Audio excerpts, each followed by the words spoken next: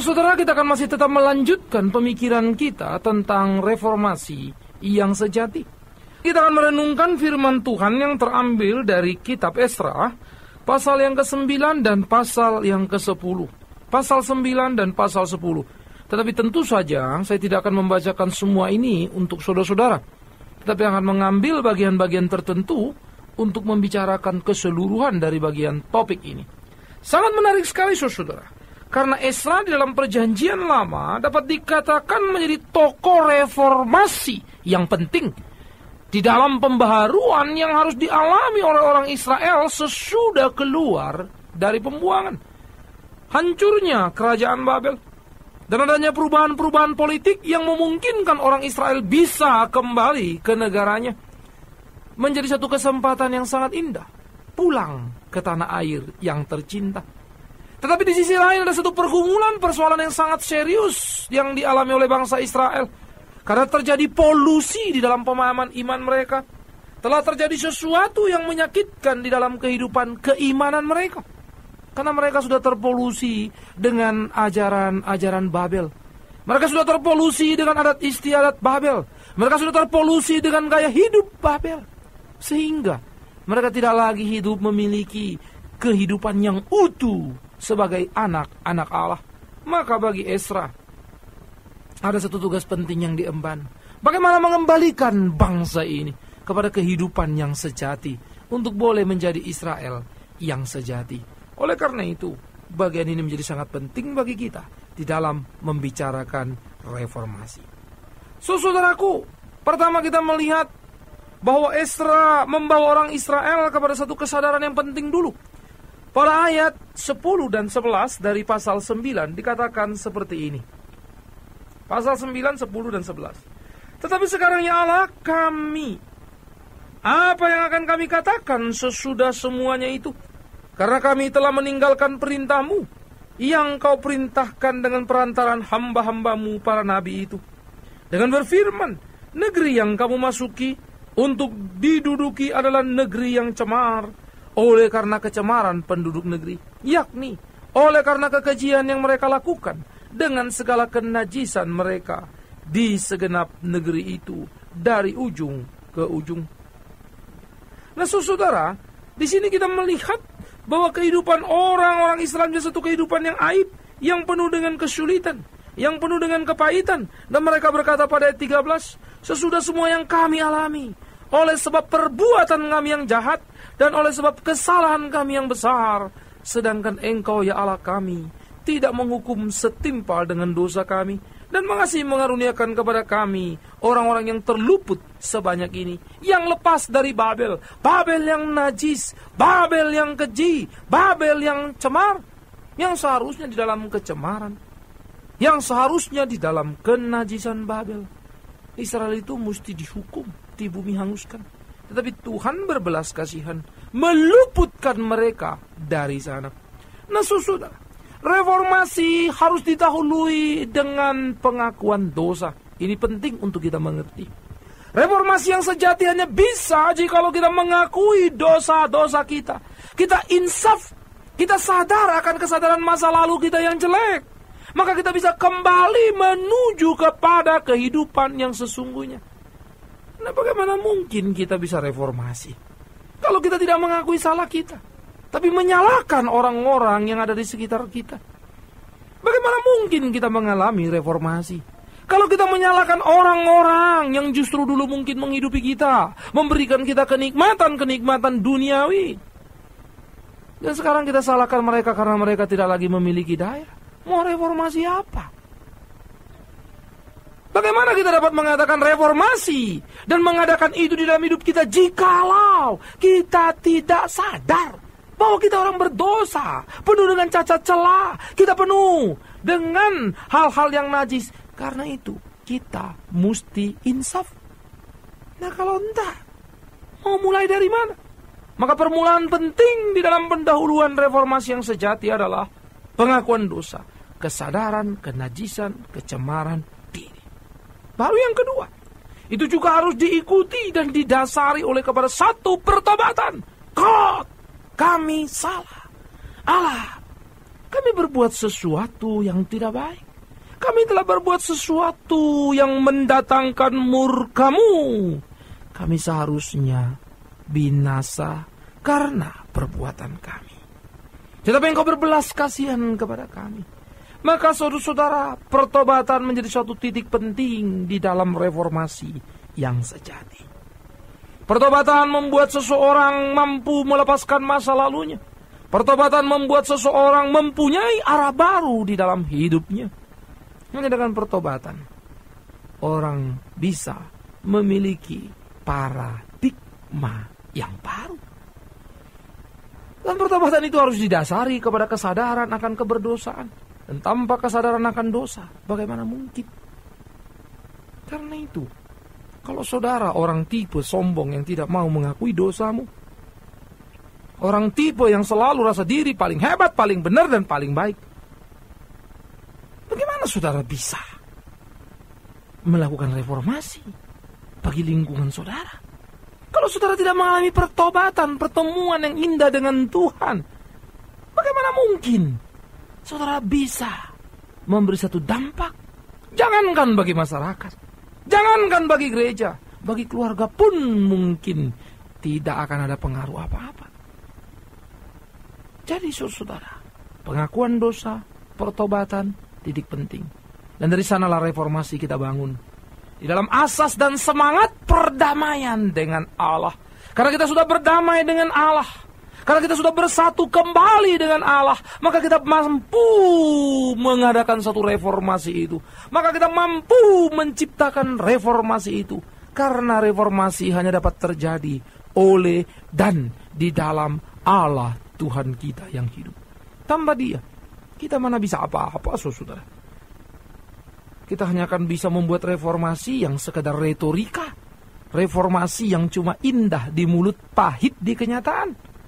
Kita hanya bisa membuat satu reformasi yang direkayasa, tetapi tidak akan pernah memberi perubahan yang hakiki di dalam hidup.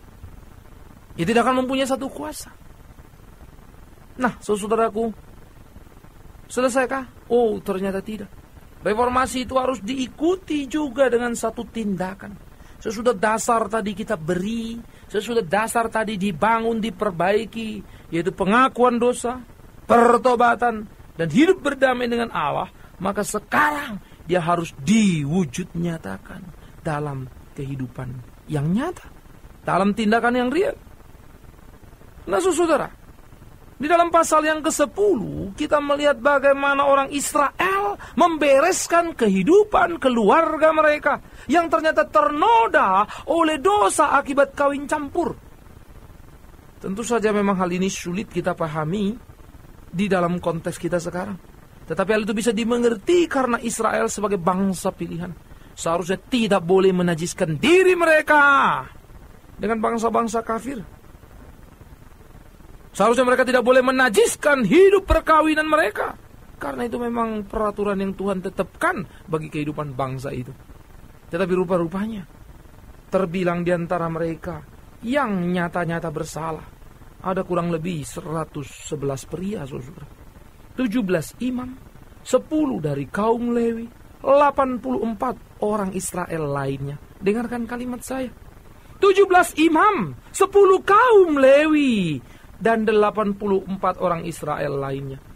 Jadi ada imam yang juga rupanya salah di dalam hidup pernikahannya. Ada juga rupanya kaum Lewi yang orang-orang pilihan itu loh yang salah. Baru 84 orang Israel lainnya. Nah, kesalahan yang telah dilakukan ini menunjukkan kepada kita, kesalahan telah merata bukan hanya pada umat yang biasa, tetapi juga kepada imam. Karena itu imam atau pendeta jangan rasa diri super dan hebat. Pendeta dan imam juga perlu mengalami reformasi di dalam hidupnya. Bukan hanya jemaat. Setiap orang perlu mengalami reformasi, memerlukan kejujuran pertemuan dengan Tuhan. Dan tidak bisa hanya berlaku semaunya saja. Nah, saudaraku, disinilah kita yang melihat hal yang indah. Apa yang terjadi? Maka bangsa Israel di dalam membangun reformasi yang sejati, Ezra sebagai tokohnya mengatakan, rubuhkan bangunan yang lama. Apa maksudnya rubuhkan bangunan yang lama? Oh, bangunan yang lama yang harus dirubuhkan adalah 111 orang yang bersalah ini harus menceraikan istri mereka dan mengembalikan istri dan anak-anak itu ke negaranya. Saudara, mungkin kalau melihat sekilas kesan ini menjadi sedikit kejam begitu ya. Wah, ini suami-suami kacau begitu ya. Masa istri dan anak-anaknya ditinggalkan, disuruh pulang? Itu apaan? Saudara, nanti dulu. Lihat dulu dalam konteks perjanjian lama. Ini menjadi satu wujud keseriusan yang bisa dapat kita pahami dalam perjanjian baru. Betapa Tuhan sangat benci sekali kepada dosa. Sekalipun dia mencintai orang yang berdosa. Ini menunjukkan keseriusan Allah di dalam kesuciannya. Kesucian Allah bukan barang mainan yang bisa dinegosiasikan di dalam perasaan kemanusiaan. Rasanya kan tidak tega. Oh, nanti dulu saudara-saudara. Situ boleh rasa tidak tega. Lah Allah bagaimana? Apa Allah mesti didukakan untuk menyenangkan hati manusia? Di sini keseriusan kesucian Allah dinyatakan. Maka bangunan lama itu tindakan yang salah. Yang mengambil istri orang lain. Orang asing, orang kafir. Yang melahirkan generasi yang tidak benar. Harus dibereskan, harus dibersihkan. Artinya kalau hidup saudara sekarang saudara sudah terima Kristus, seluruh kebiasaan lama saudara mesti berani buang. Seluruh dosa-dosa mesti berani dibuang, dibereskan tuntas. Jangan masih berkajang pada dosa-dosa yang lama. Itulah maksudnya. Rubuhkan seluruh bangunan yang lama. Rubuhkan seluruh perbuatan-perbuatan masa lalu yang tidak berkenan di hadapan Allah. Itu reformasi yang sejati. Baru kemudian di dalam reformasi yang sejati itu dilanjutkan dengan mendirikan bangunan yang baru. Bangunan yang baru mulai didirikan yaitu hidup suci di hadapan Allah sesuai dengan kehendak Allah. Bangunan baru mulai didirikan hidup sesuai dengan pimpinan dan tuntunan Allah. Jadi tidak bisa semau gua. Tidak bisa seenak-enaknya saya. Itulah reformasi. Reformasi itu memberikan pemikiran-pemikiran baru. Yang kalau kita pandang dari pikiran-pikiran lama kita mungkin rasa, ini kok merugikan ya. Lihat dari pikiran lama. Ini menakutkan, ini mengerikan, dan seterusnya berbagai alasan yang menimbulkan keputusan-keputusan yang akhirnya melawan Tuhan. Tetapi dengan merubuhkan bangunan lama, mendirikan bangunan baru, kita memiliki apa yang kita sebut minggu yang lalu, perubahan konsep yang radikal. Kita mulai mendekati dan memahami apa yang menjadi kehendak Allah di dalam hidup kita. Jadi saudara-saudaraku, reformasi yang sejati adalah kembali menjadi baru. Nah, saya pakai istilah kata kembali. Nah, di sini kuncinya reformasi. Jadi reformasi bukan saudara berpindah dari satu pola. Tapi sebenarnya saudara sedang kembali kepada image yang semula. Allah akan menciptakan manusia menurut gambar dan rupanya. Allah akan menciptakan manusia di dalam kekudusan kesucian, di dalam kesempurnaan yang luar biasa. Tapi manusia itu jatuh dan hilang. Hanyut di dalam dosa, mati dan binasa di sana. Tetapi Allah berkenan memilih menyelamatkan orang-orang yang berdosa. Maka mereka itu kan dikembalikan kepada hidup yang seharusnya. Dikembalikan menjadi baru. Dulu mereka itu baru loh manusia. Tetapi kemudian jorok. Sekarang dikembalikan oleh Tuhan menjadi baru. Nah, ini pemikiran penting yang perlu untuk kita pikirkan bersama-sama di dalam hidup kita. Kembali menjadi baru. Nah, waktu kembali menjadi baru bukan berarti wajah saudara berubah, fisik saudara berubah, temperamental saudara berubah. Tetapi arah dari temperamen itu yang berubah. Karakter yang jelek menjadi baik, itu yang berubah. Tapi seorang yang kolerik, ya tetap kolerik. Seorang yang melankolik, tetap melankolik. Tapi seluruh sifat atau seluruh temperamen itu mengarah kepada Yesus Kristus Tuhan kita. Mengarah kepada ketetapan-ketetapan Allah. Nah, itulah reformasi yang sejati. Reformasi yang sejati yang memberikan kepada kita satu kehidupan yang indah. Saudara-saudara, pagi hari ini saya ingin mengajak saudara untuk merenungkan bagaimana sebenarnya kondisi gereja sekarang ini. Terutama di tengah-tengah situasi yang sedang pelik. Di tengah-tengah situasi yang tidak menentu. Berbagai ramalan politik memang cukup menakutkan. Analisa kesana kan terjadi ledakan kerusuhan yang cukup dahsyat, nyaris disetujui oleh setiap pakar politik. Rasa-rasanya tidak berani ada orang meramalkan bahwa pemilu ini tidak akan ada apa-apa, tidak akan ada kerusuhan, aman dan tentram, kecuali mungkin itu menjadi slogan atau teriakan politis. Setiap orang berkata akan ada. Nah, kita tidak tahu. Kita kan manusia. Jangankan nanti bulan depan. Besok pun kita tidak tahu apa yang terjadi. Itu sebab orang Kristen mempunyai pengharapan di dalam Kristus. Karena tidak tahu apa yang terjadi. Dan pengharapan itu memberikan kekuatan, keteguhan. Karena pengharapan dibangun di dalam iman kepada anak Allah. Kan begitu, saudara. Sehingga membuat orang Kristen melahirkan tindakan-tindakan yang selalu terikat kepada Allah. Bukan sekedar terikat kepada ruang dan waktu. Dia melintasi ruang dan waktu. Sehingga dia menjadi unik di dalam hidupnya. Dan menjadi kesaksian. Menjadi berkat bagi orang di sekitarnya. Bagi dia, kematian dan kehidupan hanyalah selangkah. Seperti Kristus bilang, hidup bagiku Kristus dan mati untungku. Maka orang-orang yang selalu mengalami reformasi, orang-orang yang selalu mengalami pembaruan di dalam hidupnya, mempunyai pengharapan yang solid. Mati hidup bukan menjadi persoalannya, tetapi taat atau tidak taat kepada kehendak Allah, menjalankan atau tidak perintah-perintah Allah, itu yang jadi masalah. Karena dengan menjalankan perintah Allah, dia akan menjadi saksi di tengah-tengah dunia ini. Nah, saya kembali. Coba saudara lihat apa yang sedang terjadi di gereja. Saya tidak bisa habis mengerti bagaimana ketakutan yang sangat luar biasa dari banyak warga, dari banyak jemaat-jemaat Tuhan. Saya mengerti arti takut, saudara. Karena saya pun pernah takut. Dan saya punya rasa takut. Tetapi dalam ketakutanku aku seringkali malu dan harus berkata pada Tuhan, Tuhan, aku berkata, aku percaya padamu. Aku berdoa dan berkata, Engkau Allah yang Maha Kuasa. Tetapi menghadapi realita hidup ini, aku takut. Oh, saudaraku, betapa malu kan? Betapa mengerikan. Nuraniku membertawakan aku. Manusia macam apa aku ini?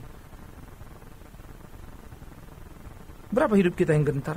Mungkin kita mulai membentengi rumah kita dengan benteng yang kita pikir hebat sekali, tanpa pernah berdoa dalam jam doa kita. Mengubah pertahanan di sekitar perumahan kita dengan pagar besi yang kokoh dan gagah luar biasa, tanpa pernah merubah kehidupan pribadi kita. Kita mungkin bahkan memagari dengan sangat luar biasa supaya kita aman di dalam berbagai aspek dan dalam berbagai hal, termasuk dalam beribadah, tanpa pernah berubah di dalam perilaku kita, di dalam cinta kasih kita, khususnya di dalam hubungan pribadi dengan Tuhan. Apakah para nabi-nabi dulu kita anggap nabi-nabi yang gila? Karena mereka dengan berani, gagah, perkasa memberitakan Injil. Dan mereka tidak takut mati. Apakah kita menganggap Rasul Paulus itu orang gila? Karena Nabi Agabus sudah mengatakan, jangan pulang ke Yerusalem, karena engkau akan dirantai. Tapi dengan tegar Paulus kembali ke Yerusalem. Demi Injil itu, aku tidak takut. Kalau itu memang terjadi, maka harus kujalani. Dan betul, saudara, dia pulang ditangkap kok. Jadi ikat di penjara, dan itu yang membawa dia ke Roma. Dan itu memang akhir daripada pelayanannya. Apakah saudara akan mengatakan Paulus itu dablek, goblok, tidak bijak? Nanti dulu. Setiap orang harus peka kepada pimpinan Allah. Kadang Paulus lari menyelamatkan diri. Kadang Paulus maju dan menghadap. Jadi bukan persoalan takut, tetapi peka kepada pimpinan Allah. Apa waktu ini yang Allah mau tetapkan bagi kita? Itu loh. Jadi jangan kita merekayasa, merancang-rancang apa yang kita pikirkan bagus. Karena Allah sudah berkata, rancanganmu bukan rancanganku. Sejauh bumi daripada langit, begitu jauhlah perbedaan rancangan kita. Pertanyaan penting bagi kita, saudara. Sebenarnya kita ini perlu direformasi atau tidak? Jangan bersembunyi di balik kata cerdik seperti ular, tulus seperti merpati. Karena seringkali kita cerdik tetapi sebenarnya tidak tulus. Kita bersembunyi di balik kalimat itu untuk menyelamatkan diri dan menutupi ketakutan kita yang hakiki. Mengapa tidak merubah sikap hidup? Mengapa tidak merubah arah hidup? Mengapa tidak merubah perilaku hidup? Mengapa tidak makin dekat dengan Allah supaya Dia memberi kita kekuatan, memberi kita keberanian, sehingga dengan tenang kita melangkah. Dan Dia memberi kita bijaksana. Kita tahu apa yang harus kita lakukan. Kalau memang oleh cinta, kasih, dan pimpinan Tuhan, Tuhan katakan kita harus bangun ini, bangun itu, welcome. Tetapi jangan mengatasnamakan kebijaksanaan jikalau engkau tidak pernah bertanya dan dekat dengan Allah. Dan bagaimana mungkin engkau tahu jikalau engkau tidak dekat dengan Allah? Bagaimana mungkin engkau dekat dengan Allah jikalau kau belum merubuhkan bangunan yang lama? Engkau masih memakai bangunan lama. Dan bagaimana mungkin engkau merubuhkan bangunan yang lama kalau engkau tidak hidup berdamai dengan Allah? Engkau tidak sadar akan keadaan dirimu. Engkau selalu merasa paling benar dan paling super dalam hidupmu. Betapa celakanya engkau. Saudara-saudaraku, kiranya reformasi yang sejati terjadi dalam hidup masing-masing kita. Biar dengan jujur, kita pribadi lepas pribadi berurusan dengan Allah. Tidak perlu tunjuk kiri, tidak perlu tunjuk kanan. Mari kita berdoa memasuki hari ini. Jangan-jangan banyak hal yang masih lama dalam hidupku yang perlu direformasi sehingga aku boleh kembali menjadi baru seperti apa yang Dia mau dalam kerjaku, keluargaku, kehidupan pribadiku yang mungkin orang lain tidak tahu. Amin. Kita berdoa. Kami bersyukur ya Tuhan untuk apa yang boleh kami renungkan pagi ini. Dan biarlah dengan gagah berani oleh karena kasih Roh Tuhan, kami mengkoreksi dan memeriksa diri kami dengan baik-baik. Dan jikalau kami menemukan diri kami ternyata masih merupakan bangunan yang lama, berbelas kasihanlah pada kami. Ingatkan kami, khususnya dalam menghadapi situasi-situasi sulit sekarang ini. Jangan kami sampai menyakitkan hati-Mu. Tolong kami Tuhan. Jangan dengan dalih bijak kemanusiaan kami, akhirnya kami mengerjakan hal-hal yang mendukakan hati-Mu, yang tidak lagi mencerminkan iman percaya dan harap yang penuh kepada Engkau ya Allah. Tolonglah kami. Bukakan mata dan telinga rohani kami. Dan bukakan mulut kami untuk mengatakan salah kepada yang salah dan benar kepada yang benar. Demi Yesus Kristus, Tuhan dan Juru Selamat yang hidup, kami mengucap syukur dan berterima kasih. Amin.